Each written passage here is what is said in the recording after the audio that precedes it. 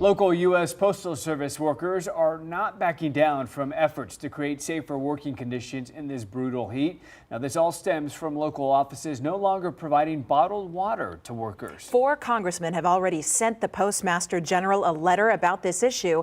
And as our Mike Jimenez reports, now San Antonio's mayor is joining the fight. It's 100 degrees outside. It's 114 in that little tin vehicle. On Sunday, postal workers held a rally at the main post office off Perrin Vital to speak out against working conditions. At the heart of the issue is providing mail carriers bottled water. I want to see bottled water come to everybody all over the state of Texas. Letter carrier Homer Hernandez says conditions for postal workers out delivering mail in the heat are terrible. We're out 8 to 10 hours out in the street, and then they want to retaliate against you by writing you up or disciplining you if you come back for more water. Hernandez says only 3 stations out of 23 in San Antonio are getting bottled water.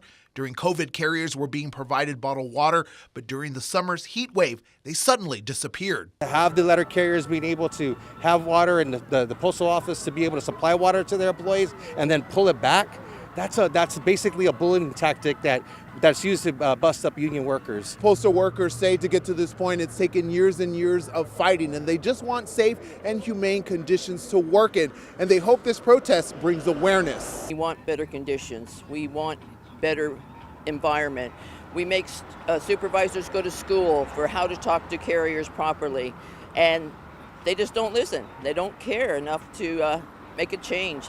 It's got to start at the top. Mayor Ron Nuremberg showed up at the rally to show his support for the postal workers. You know, access to simple things like water bottles in their trucks on these 10-hour shifts are not part of cost-cutting measures. We need to make sure that Postmaster General hears the call of President Biden that worker safety is a priority #1 job. Homer Hernandez says he hopes this morning's rally sends a message to Postmaster Robert Carr. Do your job or retire. Mike Jimenez, KINS 5. And we have reached out multiple times to USPS for comment about the water policy, but a spokesperson responded by saying they would provide a written response to congressional members within a reasonable time frame. When we checked with congressmen who are working on this issue, they told us they had not heard back from USPS as of Thursday.